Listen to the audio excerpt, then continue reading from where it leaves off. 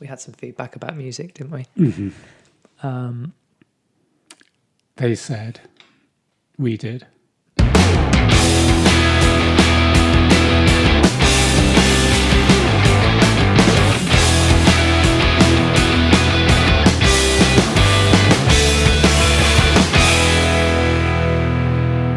Hello, and welcome to episode 7 of I'm Fine, a chat between myself, Damo, and my favourite person called Mark. Good afternoon, Damo.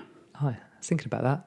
Yeah. Don't know many Marks, but you're definitely my favourite Mark. I think it's a very early 60s name. I know a lot of Marks. Oh, really? Yeah. I think it's a bit of a shit name. Okay. This is a chat around the subjects of health, wealth, well-being, fitness, sport, conspiracy, and reckless motorbike accidents.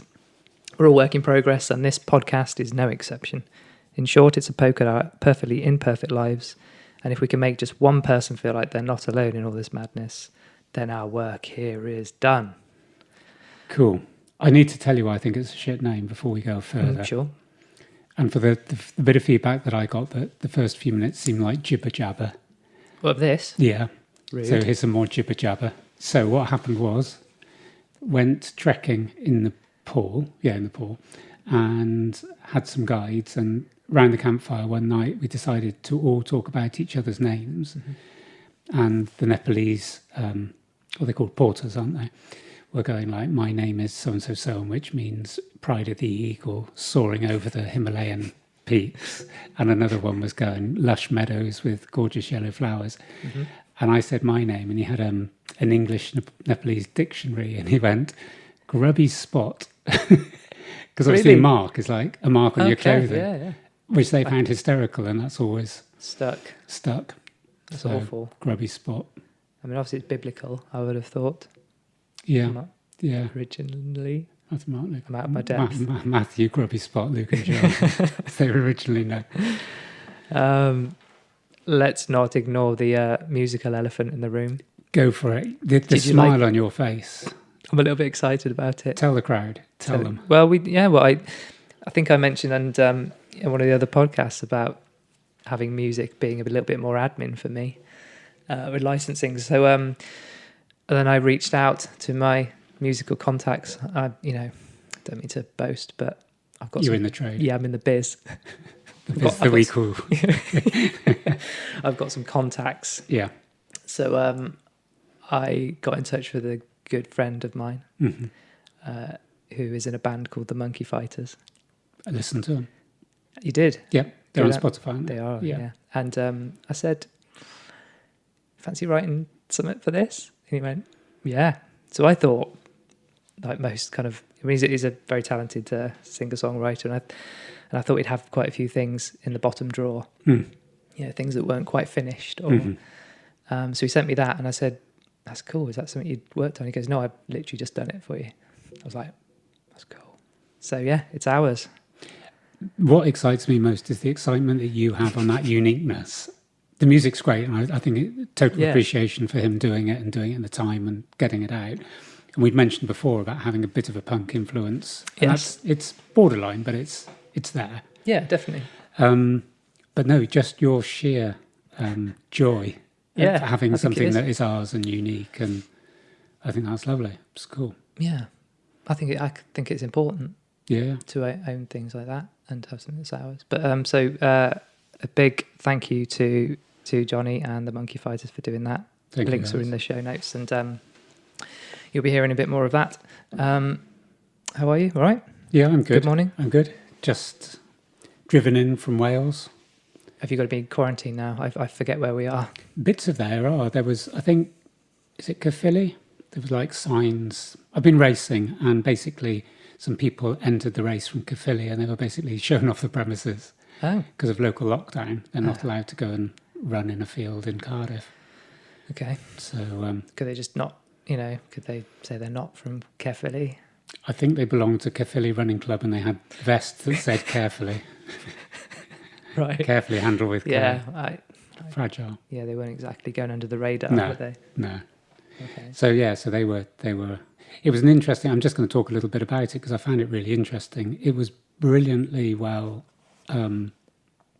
arranged. So we had 4 of us in each race so that we could go in lanes 2, 4, 6, 8. Mm-hmm. Is that right with you on the numbers side of things? Sorry. I was going, why even? What's wrong with 3, 5, 7, 9? Anyway, they had their reasons. The one thing that I went to the wrong place, so we're on about being late. I was late because I read it. I looked at the email from the person that said who's organising it. So I ended up at his office rather than the track. Right. Which And is he's a bit of a obviously not in schoolboy. because he's in the right place. He's at the track. He knows where he is. Yeah. So the track itself was Cardiff International Arena, which is like really, it's next to Cardiff City Football Club. Yeah. It was lovely, lovely, lovely arena. Very strange atmosphere about just, I don't know. They only let 30 people in the track. So it's a massive area with a football pitch, running track, but only 30 people were allowed to be there. Yeah, including runners. This was just athletes. runners, and you had to come in right. at a set time, and when your race finished, you had to leave, and then another 4 came in. And I'm thinking, they're going to have 1,000 at 8 football matches today. They're going to have 1,000 people, and we had 30 in a giant outdoor area. Yeah, but it is what it is. It was really good of them to put it on. And so, yeah, the only other thing that made me a little bit that I think could have been better organised. There were 4 of us who were masters runners being elderly, and they were all near enough my age. So I thought, because they'd emailed me and said about this meeting, and I thought that'd be great. There'll be 3 others I can run against, and they put me in a heat with a 20-year-old who was basically international standard, right. and 2 16-year-old girls. And I'm thinking it didn't quite feel fair. No. But anyway, the bit I was going to say was, going back to numbers, I'd set myself my targets. So my time was good, but I'm able to turn it into a negative instantly because the wind behind me was stronger than the legal limit. Oh. So last week, although we didn't discuss it, I was mentioning to you my time was poor, but the wind was coming into my face. Right, and you didn't turn that into a positive as such, No, I was did you? able to go, well, it's coming into my face, but if you're any sort of a man, you'll beat the elements and, run fast. Is it like beating Google? Yes. Google Maps? You want to get them? So, yeah. So last week I was able to be disappointed because my time was bad despite the extenuating circumstances. And this week I'm able to beat myself up because although the time was good, it was slightly windier than is legally allowed. So there's obviously no pleasing me. No, clearly not. No, and also something that I mentioned to my daughter on the way back because I rang her was that I still have this, I don't know, almost this false optimism that I should be getting quicker. And when we talk about sarcopenia, it's going to be like, no, your muscles are wasting away. But you have been getting quicker though. Well, I've sort of been maintaining within okay. training. Yeah, I've been training well, but it's... You've got back up to speed pretty quick. Yeah, I'm not negative about it. It's just I think I sort of think this is the time I should be running. But in my heart of hearts, it's like, just run faster and you'll get a better time. Yeah. It's almost that simplistic. Okay. But anyway, so it was a good time. It was a bit windy. So what next? What happens now? I don't know. Last year, what I did was I set myself a target that if I could run a certain time, I'd go to the European Championships because I don't want to go somewhere. You don't have to get a qualifying time. You can just turn up for the experience. But I set myself a time. But I think looking at it today, it just felt sort of a bit like a ghost town. Like no spectators, one official with a mask on. As soon as you finished your race, please leave. So no, I didn't. I think I'll just keep training over the winter. Okay. And then see what next year brings. This is another special. I didn't announce how special the special was. And we also music. Yeah, that's pretty special. And I guess we can't do too many specials because they then become not very special. Right? Mundane. Yeah, so this will be another be careful what you put in your mouth special. Yeah. So what's coming up in this episode? We've got bookmarks and apologies to do, and then we'll get straight into a packed lunchbox of things to nibble on. Indeed. In Drop and Give Me 20, which I actually realised this week I probably could have called it Drop and Give Me Zen. Mm-hmm. No? If you have to explain the joke, it's not funny. Go on, for the listener. I really shouldn't have to explain that. Drop and Give Me 20. We never say Drop and Give Me 10. Well, some people might. Okay. I thought Drop and Give Me Zen is a... No. Moving on. How are you feeling? We've done that. You're all right, aren't you? Good. Yeah, I'm excellent. Good. Bookmarks. I just we were talking. We don't really do any recommendations, and I know I mentioned this to you last week, but it didn't go in the podcast. So I just wanted to mention a podcast I've been listening to, which kind of ties into what we were talking about with regards to being late.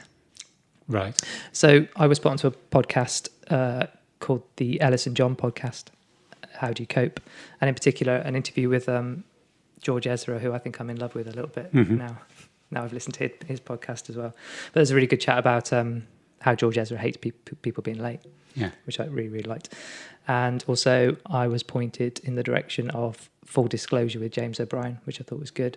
An episode with David Baddiel about anti-Semitism, which is something I always hear about and know nothing about. So that was really good. I just wanted to... The links will be in the show notes. Is he LBC, James O'Brien? Yeah, he is, yeah. So I thought that'd be good. I'll put them in. I thought they'd be interesting. A little bit of Damo recommends there. You send them through to me. I have a slight, not a problem, that's the wrong word. I have a slight, I don't know, defensive wall about podcasts that interview guests. That's pretty much every podcast that exists today. Yeah. He says, scrubbing out the note about our guest coming up. No. No, not about. We've been talking about guests. I'm not anti-guest. Of course, I'm not anti-guest. When it's big names, I sometimes feel it's almost like they've sort of got their exposure. They've got television, they've got books, and then to be interviewed almost sometimes feels like they're clogging the airwaves. Yeah, but the end of, I think the beginning, the end was he was David Baddiel was plugging his book. So there's always, I think that's the trade-off, isn't it? You get a name on, and in return they get a plug. So it's a lot of back it's been scratching. ever I get thus, it, hasn't it? Whether it's been Michael Parkinson or. But I guess once you've been going as long as they have, and you're looking for content, it's about names, isn't it? We're going to get to the point where we're, if we're not going to run out of material. We haven't got Sharon Stone on here. We won't be. We won't want to do it, really. But yeah, I'm not being negative. I'm not being negative at all. It's almost, I just sort of feel, I've been listening, like every week I listen to about, last week it was 12, probably about 8 podcasts. Is it still, you still of the same opinion? Yeah. Yeah, I did it as well this week. Which I think is a bit up my own arse, really. It's okay. But it was just one or two, I thought, I don't know, maybe it's just what I didn't want to listen to. But also we discussed on Thursday or Friday, I think, at Waits, you look at the charts and it's either true crime or sleep. Yeah. That seems to be what the nation is interested in. Yeah. And we've hit the sleep button. Yeah. Yeah. And if you listen to all that true crime, you can't sleep. So they're mutually exclusive, I would have thought. Yeah. So it's splitting the audience, isn't it? Yeah. But I couldn't believe, I've been trying to make friends on social, put our word out, and I couldn't believe how much true crime. I'm not into true crime. No. I don't get it. The Des thing was on the other night. Whether you saw that? No, I heard about it. I listened to a podcast on the way over and it's just talking about it. I don't know. It's up there with Luther for me and things like that. I mean that's not true crime. That's but it's still, watching people get murdered and then figuring out why they did it. It's just, and I guess these days they're always getting more and more, graphic. Macabre. It just makes me feel unwell. Yeah. I'm sensitive. I just think of the irony of me nodding sagely and agreeing with you, having worked in prisons for 25 years with mass murderers. I can't bear watching it on telly. I can see why you're upset, mate. You've heard it from the horses, haven't you? Yeah, but it is, isn't it? It gets to you. I mean, my brother's in the police, and I don't know how they do it.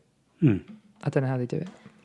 I think some of the true crime thing. I think it's that difference between information, education, and voyeurism, and just sometimes I just find it a little bit uneasy to know under which heading it comes. I mean, don't get me wrong. If there's an accident on the motorway, I have to do my best not to rubberneck. I'm going to look. If I'm in the passenger seat, I'm all over. If I'm driving, I'll be a bit more considerate. We'll come to some driving considerations in a minute. I've got a confession to make, but we'll come to that. They're it's all a bit too close to the bone, I think. Yeah, and there is a lot of it. As you say, when you look on the podcast charts, it's an awful lot of people listening to an awful lot of crime. Yeah, if they're into it, good. But I've got an apology. Yeah. It's about the repair shop. This And this is going to be my last. I promise, my last. I think. not Kelly. Actually, it's not really an Kelly apology. again. No, it's not. But no, it's from someone else actually. But I think I've had a couple. Yeah, basically a couple more people getting miffed off with me in the repair shop. Okay. So I'm not going to. It's in apologies, but I'm not apologising. They'll get over it. Next, last episode I referenced, and I didn't go back to it, and I completely missed it. I referenced that you had a belief that fish aren't wet, and that must have been really random because it was fairly random, and I didn't get to square that one off.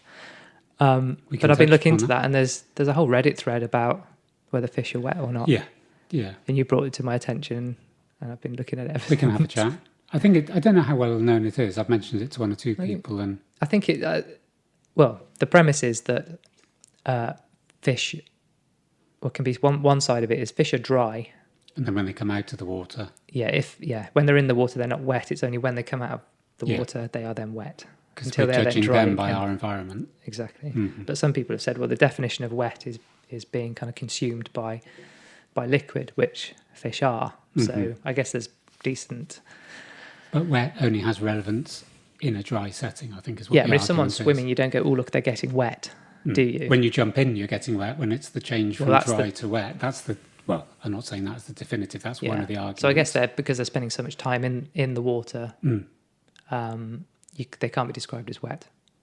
Is that that's the side of the Yeah, fence a you're fish on? isn't going to go, look at me, I'm wet. But they're also going to go, not... We don't describe ourselves as talking dry, fish. though, do we?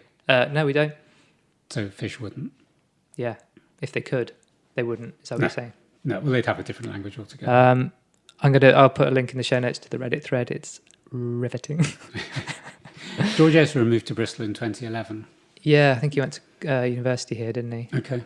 He studied at the British and Irish Modern Music Institute. Yeah. I didn't know that was in Bristol. No. Never heard of it. No. But it's brilliant. He on the podcast I mentioned there, he talks about Puro, which is a kind of form of OCD, which is really interesting. So I do recommend it. It's very, very good. I have a confession. I got back from work yesterday and had one of those envelopes that had some serious writing on the. You mean it was brown? It wasn't actually. You don't get good news in brown envelopes? No, you don't. Well, unless it's a tax rebate, they're, maybe once in a blue moon. Yeah. Okay. But I got. Shout me down. This is a bit of like I said, a confession. I got a notice of intended prosecution. I've been caught speeding. So basically, you're making this into a true crime drama now. You slag it off, and now you're just sharing. Look, no one died. Can I just say? Share with the group then, because get it off your chest. Well, Bus lane? the reason I wanted to is because I haven't been caught for speeding for many years, and I'm surprised considering what I drive. I haven't been caught.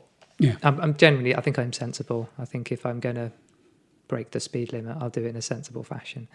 Whoa. What? Like intellectually, I'm going 90, but I'm well aware. No, I think In a there's sensible fashion. Oh God, what have I said? This is going to be edited, isn't it? Because the police. Your will probably car has come got to be round. one of the fastest sort of cars around, hasn't it? Well, yeah, but the thing is, on I think what I'm trying to say, the last time I got one, I had a real kind of burning kind of sense of injustice. Yeah. Where I was kind of clenching my fists at the sky. Yeah.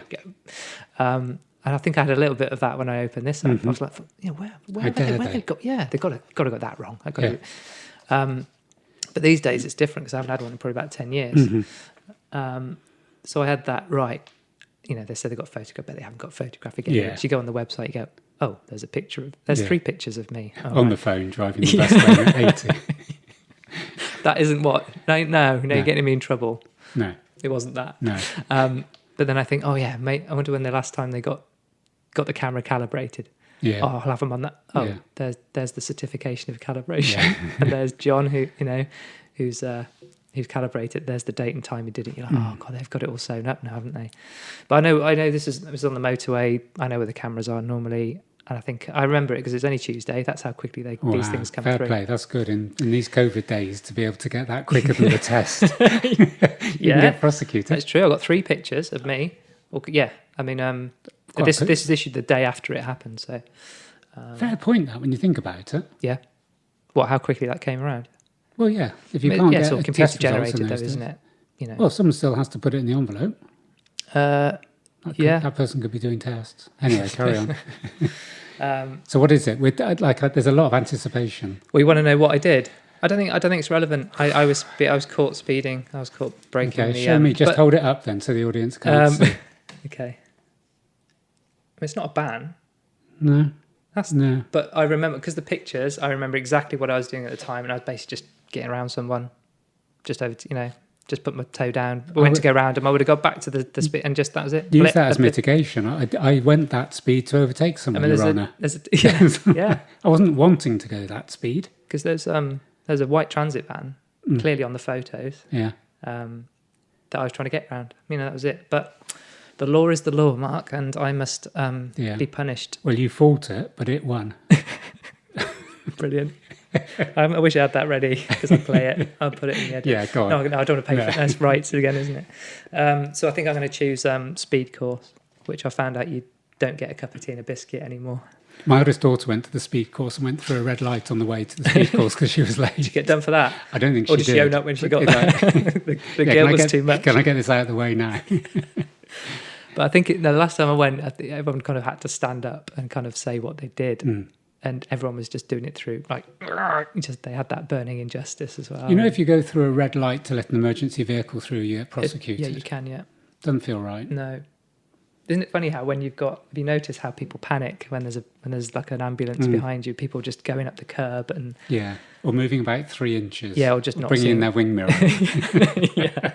And then I've had it a few times where you've pulled over because you've seen it, and then the person behind you sees it late, kind of pulls in behind you, the ambulance goes past, and then they just follow tow the it. ambulance, yeah. Yeah. What? Ambulance. Ambulance. Edit. No. Then they just pull up and straight. Yeah. And you're like... There's got to be a protocol. That is talking about what grinds our gears. Yeah. That is unforgivable. That should be an offence. Anyway. Oh, one last one. This is a lot of jibber jabber. Final one. This is gold. Came back from Abroad. sunny Cardiff, and had been talking to somebody about Burger King the other day, and had a desire to have a Burger King. So pulled in at the service. Yeah, I know. Don't pull the face. No, I'm either promoting McDonald's. You don't know why I'm pulling the face. It wasn't judgment. Okay. It was £10.09 for a burger, chips, and Tropicana orange juice. Steakhouse double something melt. It wasn't anything to do that. And when I'm ordering it, they gave me the option of having a bag to take it away in. For 5 pence. What, a brown bag that they normally come in with? Yes. So you now pay 5 pence for a paper bag at Burger King. Just spent 10 quid. Yeah. That's wrong. And it's like, I felt like saying, I don't want to buy a bag. Yeah.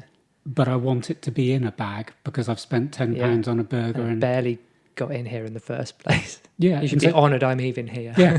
I'm like, I only you know eat who I am. I only eat clean, good food. Yeah. I've had over 100 listens to my first podcast. I could be I'm with a celebrity. influence. Well, you're in a different country. I mean, I haven't seen the analytics, but I'm not sure how big we are in the outskirts worth checking. of... We're bigger in Texas than we are in Wales. There was also a sign, final thing, because this is so much rumbling. There was a sign coming back from Wales saying, don't throw litter. And I was thinking, you don't need to throw, just don't litter. Oh, interesting. It's like, could you place it? Yeah. Get out your car, place it, take a picture. Yeah. The main problem in Wales has been the fact of people throwing. Yeah. But that's a good point. And it would have saved them on letters as well. Tautology, isn't it?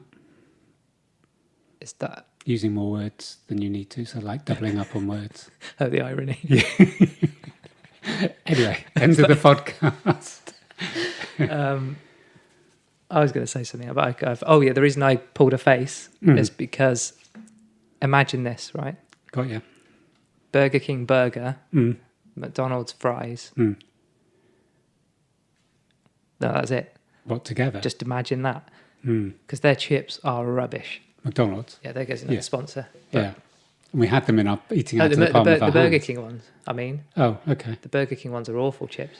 They weren't good, no. No, the burgers aren't too bad, but yeah. Anyway, this is riveting. It's a good start to what to put in your mouth special, isn't it? Or what not to. Yeah. Seamless link. Yeah. I mean, that's why we script. Hydration. You hear that people find it difficult to drink water. Yeah. And you sound surprised by that. And I was just thinking, that's why I was trying not to answer you, because I thought I'd do it here. But I am one of those people. And I was thinking about it the other day because I knew we were going to be talking about it. And I thought how strange that is that I find it difficult. You know, we're largely fortunate enough to have Evian coming out the tap pretty much. And obviously there's places in the world that don't. Yeah. And I am going, I can't drink water. Yeah, I don't like the taste. Yeah, well, I don't even make it habit. And I think that's the point I need to do, is make it habit. So it feels odd when I'm not thinking about doing it. It feels odd that I'm not doing it. I think that's where I need to get to. But of course you need to keep doing it. But I find it really difficult. I do too. And I think I've got clients, I sometimes send pictures of, I don't know, a waterfall or something like that, just as a sort of, just as a cue. But I saw someone the other day who had a bottle split into like hourly intervals, so between 9 and 3 or something. Down the side. And then it was like, well, you're a superstar, you know, you've drunk a bottle of water. And I can see why it's doing it, because you look and you say, it's now 3 o'clock in the afternoon, I've only got down to 10 a.m. So it is a good cue. But yeah, the maddest thing, we have to drink water to survive. Yeah. And there's very few people that would just go, yeah. Yeah, it's not the first thing we think of when we wake up, is no. it? And it's not everyone. Some people are really good and will have it, Yeah. with meals regularly. But yeah, I think it's just strange. Why is it a chore? Why do so many people find it a chore? Yeah. I mean, then I think, I drink loads of coffee. And then the myth came to mind that it isn't necessarily any better for you. Okay, you're drinking a lot of liquid, but I think the myth is that you're excreting it quicker than you're... Well, because it's a diuretic, isn't it? It removes I think that water. But the amount of water you take in is greater than the amount of water it removes. It's not coming out at such a rate that it's counteracting it. Don't you think's coming out of your body? When you lose fat, do you know where it goes? Where you lose it from? I would say in your urine. No. Oh. You breathe it out. What? Get out of town. I'm just going to leave that one hanging. Move on. Right. I just have a vision of everywhere should just be kind of covered in a layer. You open your mask after being shopping and it's like bottom of a chip pan. A smoker's lung or something weird. Or black and all. Yeah, not all, but the majority is breathed out, which I thought was really interesting. But I don't know enough science to take that any further. So. No, all right. So it might not even be true.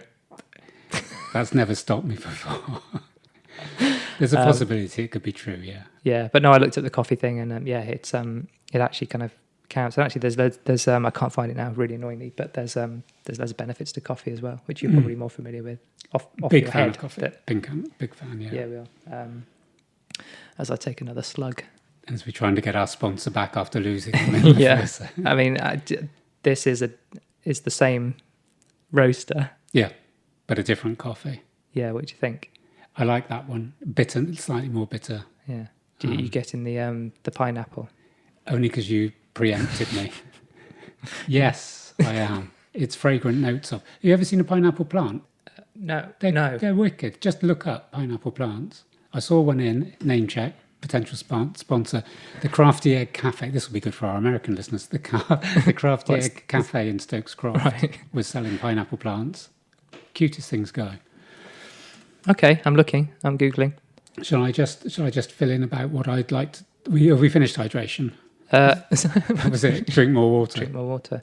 Yeah, I think so. I think I looked at some kind of guidelines as to, you can drink too much. I think not to the point of drowning, but I think the some of this. Actually, I did find some sage advice, which I'll do now.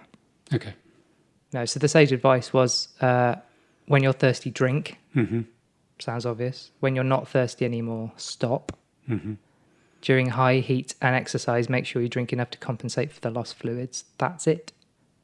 But you also just said... I just said that I'd read somewhere almost drink before you feel thirsty. Because if you're feeling thirsty and you're dehydrated... It's too late. Yeah. Mm-hmm. And it has quite a big impact on performance. Before things like running and that. So you can have too much of it, I guess, if you're sloshing around in your stomach. But also one of the things, which is one of my... It isn't a gripe, it's something I don't understand. And I saw someone yesterday, I saw somebody running with a large water bottle in their hand. And I'm thinking all that's encouraging is you to run unbalanced. Yeah. You can survive 23 minutes Yeah. jogging without a drink. It won't make that much difference.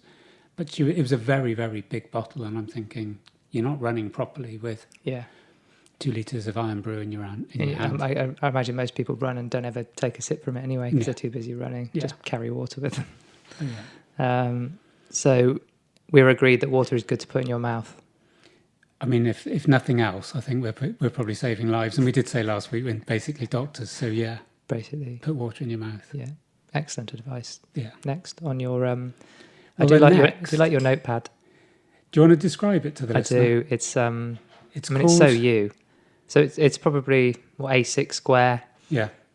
It's like a kind of duck egg It blue is duck egg blue polka dot. with white polka dots and a little kind of badge saying doodle pad. With even two little dots. I think it's probably Swedish over the second Like an O. umlaut over the Umlaut, second yeah.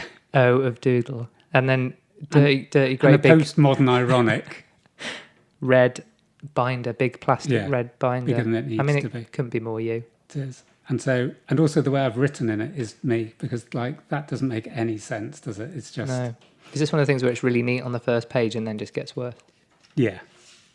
Okay. And that's quite interesting as well, because we're going to have a third special. Are we? Not today, but I've had to. I can't say this word, so I had to write it like that. So it's test, tossed, or roan, because I can't say the word. You can't say Full of it, can't say it. shit. Okay. So that's another episode, a little tease for another episode. I've been doing proper research, like spending time as if if this mattered. Don't mean to kind of dob you in, but this is the first time you've turned up with a pen and with a duck egg doodle pack. Yeah, no, I want to do something on, and I've got this written out here. Would you like me to say that word for you? So I'm going to talk about sarcopenia. Do you know what? It's probably best if you don't read anything.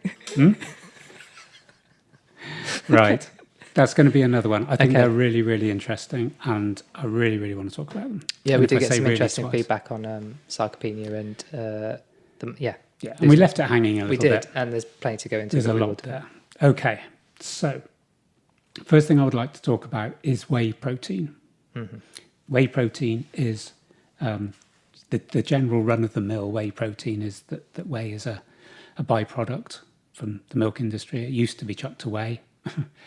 Wonder that's where they got That was written down. I can't believe you had that written down.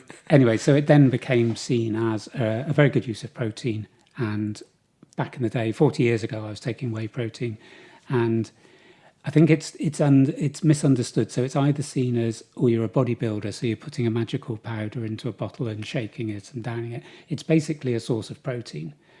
That's purely what it is. With my clients, if a client is doing a lot of working out and a lot of bodybuilding, whey protein is a convenient way to increase the amount of protein in their body. So you just see it like that. For some clients, we use it as a substitute for less helpful snacks. So you could have your Nature Valley bar, because it has nature, people think it's good for you, which is just packed full of sugar and stuff. You can have a protein drink, which is much lower in sugar, satisfies you more, so it fills you, so that helps with weight loss, and is a much better collection of vitamins and minerals and proteins, so better macros as well. So we use it in that way, and then I use it myself because I'm not brilliant at eating as much as I should or as much as I want to, so I've got the choice between a chicken breast, a fillet of salmon, or a whey protein drink. It's easier, it's more convenient, and it makes sure that I do it. Yeah. So protein is massively, massively underestimated, I feel, by government. So if you look at the Eat Well plate, the UK's Eat Well plate actually says, and this isn't quoting word for word, but it's very close, each meal that you have, or each main meal that you have, should be based on one of the following. And then it shows a picture of pasta, rice, or jacket potatoes, basically. So it's almost like start off with that and then add the other stuff. So I'm going to leap into something about my sort of pet phrase of us being played.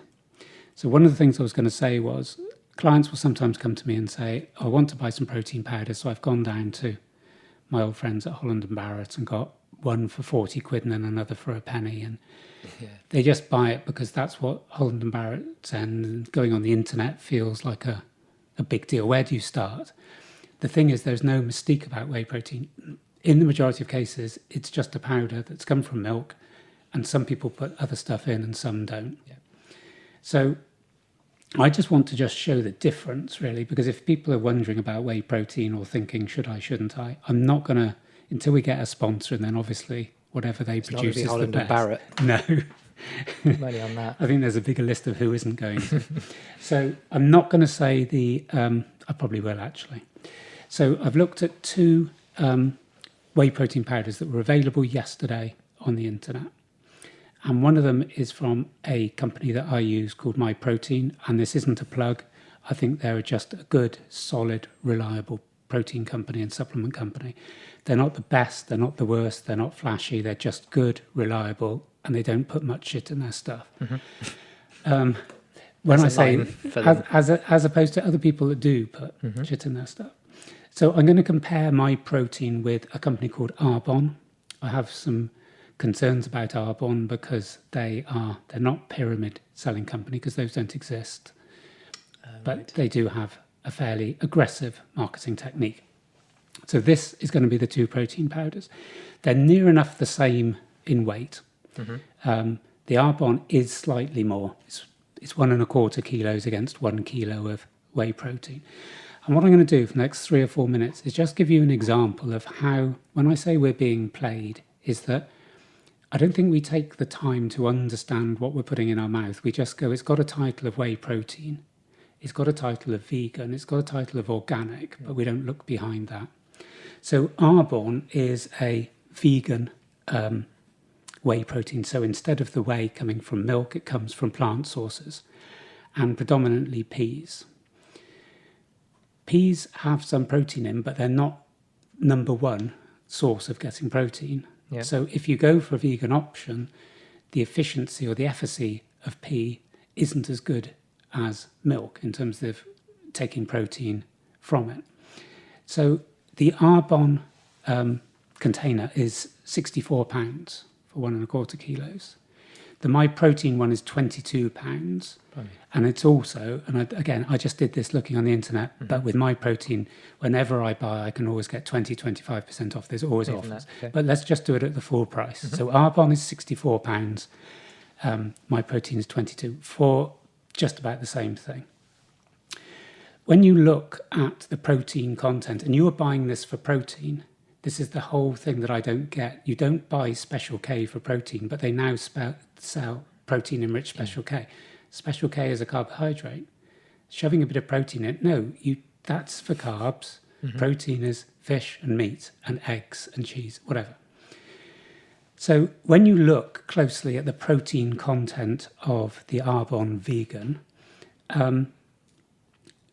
each serving size is 40 grams and 20% of that is protein. So of each serving, only half is protein. So you're buying a protein powder, but only half of it is protein. For the My Protein one, it is 82% is protein. So almost double. So every serving you've got is twice as much protein. So bearing in mind they weigh all the same, and Arbonne costs 3 times as much, you're only getting half the amount of protein. So you're now suddenly paying 6 times as much for your protein, which is... And just to clarify, this is labelled as a protein drink, right? I mean, in terms of they're both out there the being advertised as the similar product. Yeah. So I then thought, okay, so what does that mean? So I've looked down, and to get 100 grams of protein, what am I having to pay? And with Arbonne, it's around about £10 to get 100 grams of protein. Well, bearing in mind a chicken breast can have 20, 25, maybe 30, a bigger chicken breast. For the cost of 3 chicken breasts, 3 or 4, you're paying 10 quid for a powder, which to me feels quite a luxury. Yeah. When you look at the serving size of My Protein, it's £2.80 for 100 grams. So then that becomes efficient, because for £2.80, it's actually cheaper than having a salmon fillet or a chicken. So you're getting a source of protein that's both cheaper and is fairly pure and is good for you. So that made me think, why would I want to pay £10? What would be special about that? So I then looked at the ingredients and thought, okay, I'm not going to slam it out of hand. There might be something that makes a difference. So a portion of Arbonne is 100 grams of Arbonne is 400 calories, and my protein is 412. So we're talking the same. Yeah. They both have 7.5% of fat, so both the same, which surprised me a little bit for a vegan one. I'm thinking, where's the fat coming from? But that's what it is. My protein, and this is using the unflavoured one, just in case anyone's going to go, well, the flavoured ones are more, but the unflavoured one is 4% of sugars, and Arbonne is 18% of sugars. And I just went, just a minute, why am I paying for a protein powder and a fifth of it? Yeah, you're not getting enough of the thing you want, and you're getting a shit ton of the stuff you don't want. So half of that 100 grams is what I'm paying for. The other half, therefore, is not what I particularly want. Now, I accept there has to be some sugars or some carbohydrates or some fat, but 18%, and they're actually advertising is they've reduced their sugars. It used to be in the 20%. Right. So I guess I've just summarised there, and I think what I'm summarising is protein powders have a place. I would encourage people to use them. I have some people that use them, people that either wanted to have something in the morning but don't like eating in the morning, and to have a small protein shake worked for them. But I guess what I'm saying is, like, look at what you're actually buying. So we've got something that costs 4 times, 6 times as much as something else and isn't as good. Yeah. But the one caveat I'm going to give is that the Arbonne one does have a tremendous number of added supplements and vitamins and minerals. It does have a great list. But in some ways, I'm sort of thinking I would rather pay £22 than £64 and take a multivit. Yeah. Than be paying that premium price. Yeah, sure. And I think one of the things is, just because it's vegan doesn't make it better. And in this case, you know, if you're vegan, then obviously you're going to have it. I'm not knocking that. Yeah, cool. But peas aren't the best source of protein or the most efficient. So that's the little bit on protein powders. You're pointing it out. It's not no judgment, but it's important just to read it. Yeah. Read the labels, read what you are putting in your mouth. I guess back to the connection with food, isn't it? When things are packaged up for your own convenience, it's even more reason to understand it. Yeah, probably just wolf it down and go, yeah. And I think the packaging, it was funny, I bought some croissants the other day that were in this sort of black packet, and they were called Finest or whatever. And then there was the unfinest next to them in a white, cheap. Yeah. And it just went through my mind. It's just like, well, the difference in price wasn't that much, but I felt that the quality that I was buying was way more because they were called Finest. They had a beautiful photograph on the front. They were in different packaging in a bigger box, and it was like, it's just a bit of pastry. Yeah. There's not really much difference. If you line them all up, you probably wouldn't have seen them as any different. But did you buy the most expensive one? Yeah. Of course you did. Yeah. But I think that's the bit. It's like, why would we continue if we're worried about buying a protein powder? And a lot of clients have said to me, so I tend quite often that I'll buy it and then they'll buy it off me in a way. So I can buy it in bulk and they'll buy £5 or £10 off me. But one of the reasons I think they don't buy it is just wouldn't know where to start. Yeah. So that was that. The other one thing which is really came to mind is that when I looked through the list of the Arbonne, and there was a lot of ingredients, the unflavoured one for my protein had 2 ingredients. Basically had whey powder, and I think it's something called soy lectin, which I think is just something you put in powder. Sounds like the government powder we talked about a couple of episodes ago. Inulin was actually inulin was in Arbonne's actually. Which it's almost like if it's missing the thing that you're kind of taking it for, they'll fill it with all the other stuff that you may be lacking in as a bit of a. I think Arbonne had I didn't count them all, I would say between 40 and 50 ingredients. Does it then justify why they... Did you send me this, where there was a company, can't remember, it might not be right to mention them, where they had because we were talking about features and benefits of products, and I think you then said, there's this one product, which I think might be a protein powder or shake or something, that had so many benefits. There's like 160... Oh, Huel. Yeah, I think it's 159 benefits, Yeah. Almost the other way. Yeah, because when we were reading it out, they were very clear that they could prove what those 159 each benefits were. Yeah, Huel, Huel. Yeah, it has a... I'm not recommending or advocating. I'm not knocking it either. No, I'm just... It's a big claim. It was a very big claim. I mean, even this podcast probably struggles to get anywhere near that number in terms of benefits. Yeah. It sends people to sleep. That's one. Gets more complaints. Yeah, I've just saved £42 on protein powder. Yeah. Actually, yeah, we are helping. We're stopping people from buying, sleeping pills. Yeah. Or even, getting them prescribed. We're getting a constant stream of people using this to go to sleep, aren't we? Yeah. Which I like. Yeah. No, I think it's good. I still take it as a compliment. Yeah. I haven't actually listened to us as an aid for myself to get to sleep as yet, but might give it a crack. Mm-hmm. Well, the way this one's going, it's probably going to be the Yeah, best, that's tonight's. The thing I was going to say very quickly is it's something I hadn't heard of, and other people might not have heard of, bearing in mind I was in the mushroom trade. There's a new thing called vitamin D mushrooms that I've seen in Sainsbury's, and I thought all mushrooms have vitamin D. Stop being stupid. Evidently, they're treated with UV light for a very, very short period of time, like seconds, at a certain stage in the process, and it increases their vitamin D content. Okay. And obviously, most mushrooms are grown, indoors under artificial lights, but the special sort of smash of UV light increases the vitamin D. And why that's important, this was in the Arbonne one, so again, big up to them. But why it's important is that there's a lot of stuff around vitamin D that taking it in supplements form isn't the same as taking it naturally, either through sunlight or through food. So getting it in mushrooms that increases your vitamin D is obviously a better source than just taking tablets all the time. Mm-hmm. I didn't play this in, but I'll play this out. And just for the record, that's not the Monkey Fighters. It's not really their jam. That's Heist too, isn't it? Yeah, that's it. We actually got an email this week. Tell me. On the subject of us and sleeping. Mm-hmm. One of our listeners, Kelly, kindly emailed us. So thank you for the first email, Kelly, because it's been a little bit dry, the inbox. But she said, hi guys, listen to the rest of number 2 and I'm well into number 3. Finding listening in the day whilst pottering and cleaning equals no sleeping and more productivity. So she's flipped it. She's done something active whilst listening to us.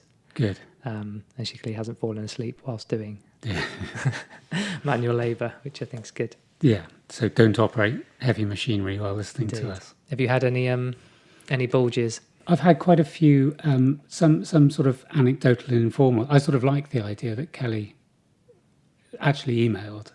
Yeah, I like that. I've had some. I've had one that I think I mentioned to you the day that was really complimentary about you and went, "Don't tell him, he'll get big headed." So that's as far as you that still one haven't goes. told me. No. I'm going to get out of you. I'm just going to nick your phone and have a look. So that was one. What was another one? I've realised I'm one of those people that I don't think I need praise, and then you kind of get a little bit of a nibble that someone's said something nice about you, and I'm just like insatiably going, "Tell me what it is. Tell me how good I am." Yeah. I think what I've got is bits of feedback that have been. Let me take a step back. One of the things I'm aware of on here is, firstly, we know some of the people who are listening. Yes. So some of the people are friends or family or people I work with or work, as a PT or have worked with in other settings.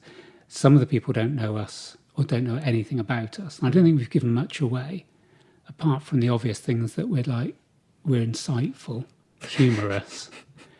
And I think people are incredibly humble. Yeah, and I think people are assuming we're good looking. So I'm guessing we're hitting all those. Yeah, that's a really good point, actually. Yeah, we haven't given much because away. I was talking to Sarah a minute ago about taking some promo shots for us, and I thought, I don't want to ruin anything. No, we're not having promo shots. But the thing I was going to say was what this has made me think is. Well, we're on the cover. I mean, we're on our album cover, aren't we? Yeah. But I have distorted Slightly us enough. pixelated, yeah. Slightly, yeah. No, what I've thought is just with that wide breadth of listener that we almost have to be true to ourselves rather than we're not going to disregard the feedback. So I had someone today on on Thursday who went, "Why don't you do them an hour plus? Because if I go on a long drive, I can listen to the whole thing and it's brilliant."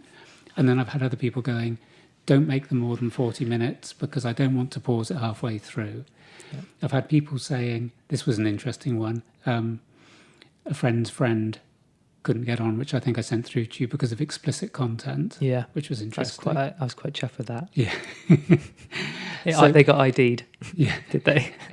I think it was interesting that a couple of, I was chatting to somebody yesterday who I was talking to you about, and he said, I noticed you used the F word a little bit more in your last couple. But someone else had said to me, you have started swearing, why is that? And it was like, I wasn't aware that it was more or less, but No. I don't think I it's don't how think much we've, people listen to us. I was conscious of that. I think we swore in the first few. We've sworn today Okay. a little bit. I'm conscious my mum's listening. And I'm a big boy now, so I'm sure it's okay to swear, but I still feel funny about swearing in front of her. Do you? Yeah. Would there be certain words that wouldn't? We've used words that I wouldn't say in Okay, front so of the ones I was about to say now, probably Damo's mum don't want to hear. I was just trying to shock as her. an example. Profanity list. Is that basically what you're going to do? It's studying Old English, Oh, right. Yeah. going back to our Chaucerian. Okay. You're going to use some Saxon. Yeah. Well, Language. your mum's quite old. She knows all the words. She just didn't want to hear them No, all. of course. I That's mean, fair enough. But it is interesting, isn't it? Because we're really interested in, we're a bit too fascinated about who's listening to us and genders and age and geography. yeah. I'm feeling less bothered about that today. Oh, yeah. It hit me last week after we recorded. I went off a cliff after we recorded. Not because I guess just because of the whole thing, what we say, how we say it, who we're talking to, and I just had a whole. Let's just stop the whole thing. Had a real kind of. Okay. It's weird. I think I was taken aback by how that made me feel. So is this imposter syndrome? I think so. Yeah, I had one a or big two. dollop of I it. had one or two comments on that. One person actually said to me, like, you could have gone in a bit deeper in that. And I'm wondering, this is just off the cuff now, and I hope we're not going to warble on for too long. No, But just what you're saying there is that I was saying to you the other day, I think there's a correlation between people who are going to put themselves out there, doing a podcast, doing stand-up, those sort of things, and a correlation with quite often a lack of security and confidence behind the scenes. And what you were saying to me last week was exactly this. It's like, we've spoken, we've done the podcasts, I thought 6 was our best one. I thought we'd had a really good thing. And then you're saying, boom, you're doubting whether you should continue. Yes, no, yeah, exactly. And I wonder how much that is worth just taking a little bit further, like on the imposter syndrome, is how often when something is successful, we allow it to that successfulness to undermine ourselves, instead of you going, our listeners are going up, we've just done a really good podcast, but I'm now worried about it and I should stop it. And it wasn't really, if anything, it wasn't really about, I certainly didn't think about it in terms of success. It was just because I felt we talked about some things, again, surface level stuff, that I haven't talked to many people about, or people certainly don't know that. So I think I had that kind of feeling of caught with my pants down kind of thing. Yeah. Well, by my own doing, I felt I was just a bit exposed, I think is what. I felt a bit raw, Then you start to think, hold on, I didn't even, I didn't go very far into it, and I'm feeling like this. So is that because you're considering who's listening to you? I guess so. I mean, but also it's like a long kind of business meeting. Really, you don't realise how much it's taken out of you until you've got to the end of it, and you kind of spent, because you're in it. And I don't think I was in it in the moment as much as I have been today. And I think that was what I've been trying to build myself up to this week. Not think, oh, I'm doing a podcast. I need to make sure it just sit here and be in the moment with you. Yeah. So I wonder whether that's transferable to, I think it is, everyday life, that you get to the point of. Well, it's the overthink. I think it really sunk in how much of an overthinker I am, and just I guess paralysis by analysis, kind of thing. Yeah.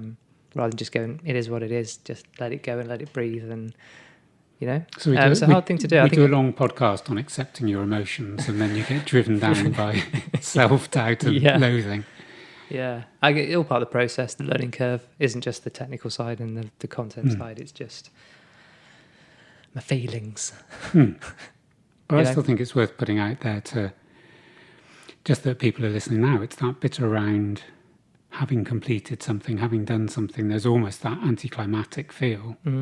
Instead of celebration. I can remember sort of doing finishing A levels and just feeling like I just want to go and. Yeah, it's certainly not a celebrate. It's certainly not running around punching the air, is it? There's kind of a sense of relief and that kind of feeling of being spent, really. Yeah. Physically and emotionally, and kind of winning on itself. I think the celebration thing is something that I had some thoughts about a long, long time ago, and I went to a conference, and the woman there was saying we don't celebrate. We don't celebrate conclusions. We celebrate starts, but not conclusions. And she went on to describe it. And what she said is, it's the achievement of something often almost gets swept under the carpet. So you've done your A levels, right? Move on. You've done your podcast. Move on. You're almost thinking to the next thing rather than just. It's like ticking it off and saying you've done that. And what she was saying was around, and I don't know who she was, so I can't give any reference on this. What she was saying was, when you have finished a task or when you've done something, there is that bit of actually going to yourself, sitting back, looking what you've achieved, summing it up, and then moving on, rather than just going. So using Kelly with her cleaning, if she's finished doing the kitchen cupboards, it isn't right, now I'm going to go and do the bathrooms. It's just that bit about, okay, I've actually achieved something, have a look at it and take it on board. And why this woman was controversial and why I remembered her, she was saying we don't celebrate prisoners leaving prison. And of course, with a probation and prison staff conference, everyone went, of course we bloody don't. They're prisoners. Yeah. And her attitude was this: what happens when you're a prisoner is that you get £48 in cash. I mean, this is a couple of years ago. When you leave? Yeah. I'm not sure whether things have changed, so do correct me if I'm wrong, but this is what it was in my day. £48 in cash. You get a large plastic bag that has HM Prison Service stamped on the side, just to make sure that everyone brands you, with all your belongings in it. Right. And certainly when people are leaving Bristol Prison, the first pub, you can see the pub from the gates. So 48 quid was spent there. Right. Either on crack or Guinness. And to me, that wasn't any sort of celebration. What she was saying is, why don't we make an event that says you've come into prison, you've served your sentence, and have almost, not congratulating people for being criminals, but almost launching them into the new world with something other than a branded bag and money which we know they're going to spend on, why could we not make it more of an event that person went out with a sense of pride and a sense of honour? Or could we not give them a nice hold-all that they go out with their possessions and feel like a real person rather than a plastic bag with all the things that people don't have. You don't put everything in a bin bag. If you do, you're making a judgment as that person is like, that's okay for you. If the governor of the prison was leaving, they wouldn't put all his drawer into a bin bag. Absolutely right. So why would you treat people differently? And so I think the audience were very much sort of, well, just a minute, they're in prison for a reason. But she was saying... Yeah, but we've also spent a lot of time rehabilitating them, making them trying to make them feel like part of the community before they get back into the community, and that just undoes it all in a heartbeat. £36,000 when I was working in prisons was the average amount that one prisoner cost, and this idea that then we don't spend anything on the day they leave prison, and why not give them a bus ticket, a day pass, so that they could actually get to their accommodation? Yeah, absolutely. Interesting. So I think that is a bit about celebration, and I think it's that bit from what you said about last week, is that we'd done something, we'd done it well, we sat down, I was really elated, and you had the opposite feeling. So at the end of my speed awareness course, I'll come outside into the car park and you'll be there clapping me, will you? We could get all the listeners. Or maybe you could take something for everybody else in the class. What, a little bit as a memento of their... Maybe a small dinky car. Okay. Just hand it round. Hot Wheels. Yeah. Maybe a tad inappropriate. Give a model of a fast car. I think what you will find from that speed course is that it is the majority of people I've spoken to that have been on have gone, actually, it did make a bit of sense. Yeah. I think you might even get a certificate. Cool. I'm not knocking it. He says.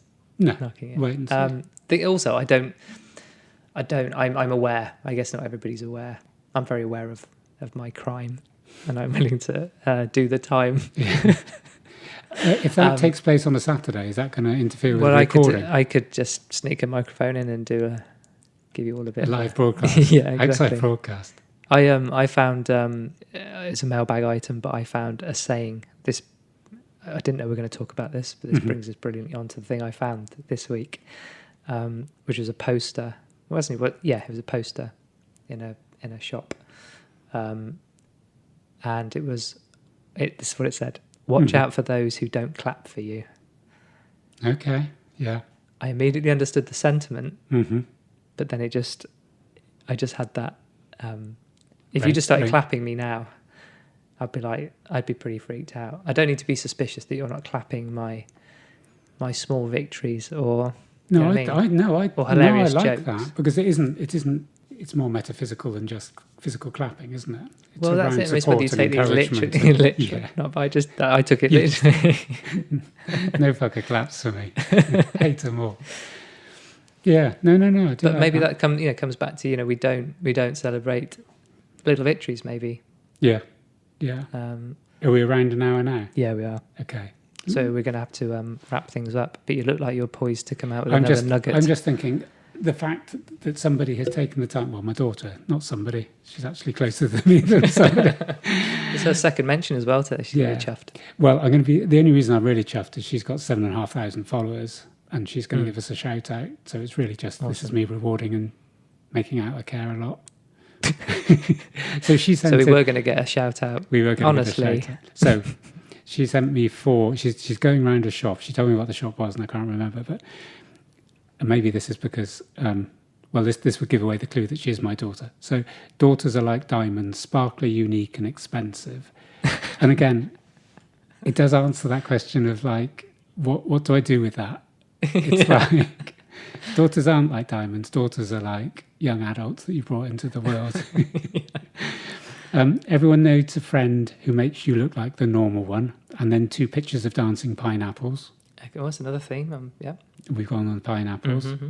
Can I just mention my story about your daughter this week? As I was doing those weighted squats in your Smith machine, and at the end of the 5th one, I had to hold in a squat position. Do you recall this? You're looking at me. No, I'm waiting for. And you normally look at your watch and go right 10 seconds, and then you count me down. Just as I did that one, I think near the end, I heard your daughter come into the end.